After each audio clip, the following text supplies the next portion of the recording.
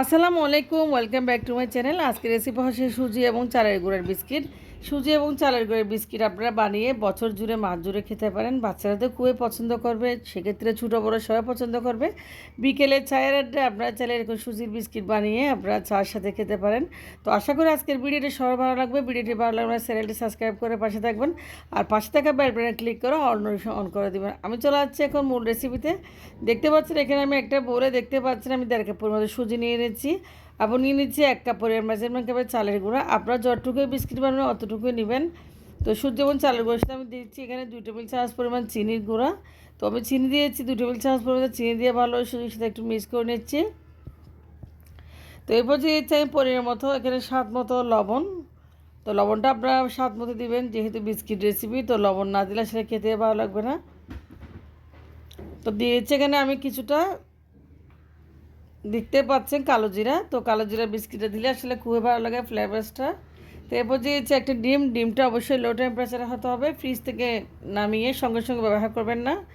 তো দেখতে পাচ্ছেন আমি ভালোভাবে একটা ডো রেডি করে নিচ্ছি। এরপর যে হাত দিয়ে ডিমটা ভালোভাবে হাত দিয়ে ডিমের সাথে চালের গুঁড়ো সুজি মিক্স করে একসাথে আমি একটা ডো রেডি করেছি। আমি কোনো পানি ব্যবহার করে, দেখতে পাচ্ছেন। তো পানি একদমই ব্যবহার করবেন না, ডিম দিয়ে যতটুকু হয় এটুকু আপনারা ময়ান করে নেবেন। তো এক্ষেত্রে একটা ডো হয়ে গেছে বিস্কিট বানানোর জন্য। আমি এখন একটু একটু হাত দিয়ে একটা একটা চাপ দিয়ে বিস্কিট বানিয়ে নেব। তো আপনারা আপনার শেপ মতো দিয়ে বিস্কিটটা বানিয়ে নেবেন। আমি গোলাকার শেপ দিয়ে বিস্কিটটা বানাচ্ছি। তো আশা করি আজকের ভিডিওটা ভালো লাগবে।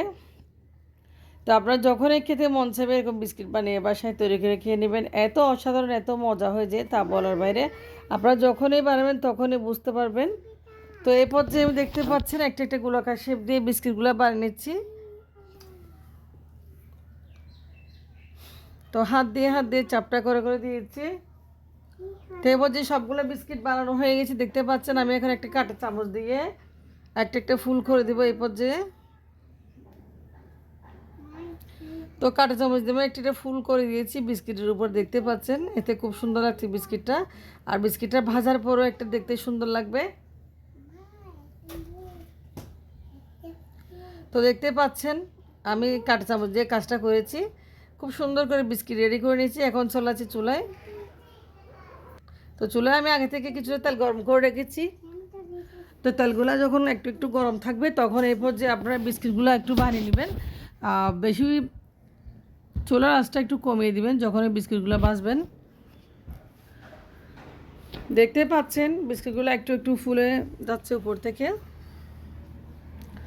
তো আমি এখানে সবগুলো বিস্কিট একসাথে ফ্রাই করে নিই, আমি অল্প অল্প বিস্কিট ফ্রাই করে নিচ্ছি।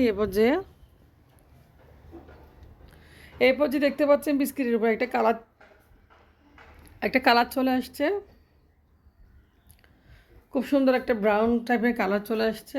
তো একটা ভালো ফ্লেভারসও আসছে আসলে আমার নাকে। আপনারা যখন বানাবেন তখন আপনারা পাবেন। তো বিস্কিটগুলো ভাজা হয়ে গেছে, মাশাআল্লাহ খুব সুন্দর একটা কালার আসছে, দেখতে পাচ্ছেন। তো গোল্ডেন ব্রাউন করে বিস্কুটগুলো ভেজে নিয়েছি। আমি এখন বিস্কুটগুলো নামিয়ে নিচ্ছি চুলা থেকে। তো বিস্কিটগুলো নামানো হয়ে গেছে, দেখতে পাচ্ছেন। আমি আপনাদের দেখাচ্ছি সবগুলো বিস্কিট বানিয়ে এখন সার্ভিং ডিশে সার্ভ করতেছি। তো খুব সুন্দর একটা কালার আসছে, খেতেও ভালো লাগবে। আশা করি আপনাদের কাছে ভিডিওটা অবশ্যই ভালো লাগবে। আর ভিডিওটি ভালো লাগলে চ্যানেলটি সাবস্ক্রাইব করে পাশে থাকবে। আপনারা চাইলে এরকম ছটপট বিস্কিট বানিয়ে চা খেয়ে নেবেন একদম বিকেলের আড্ডায়। ছোটো বড়ো সবাই পছন্দ করবে হালকা স্ন্যাক্স হিসাবে। তো একটা বিস্কিট আমি ভেঙে আপনাদেরকে দেখাচ্ছি, দেখতে পাচ্ছেন। এবং আমি নিজেও খাচ্ছি, খুব মজা হয়েছে, অসাধারণ হয়েছে আসলে বিস্কিটটা। অসাধারণ বলতে অসাধারণ, মাশাআল্লাহ। তো আপনারা আমার জন্য দোয়া করবেন, আমার পরিবারের জন্য দোয়া করবেন, যাতে আমি নিত্য নতুন রেসিপি আপনাদের জন্য নিয়ে আসতে পারি। সেজন্য সবাই দোয়া করবেন। ভালো থাকবেন। আল্লাহ হাফেজ। আসসালামু আলাইকুম।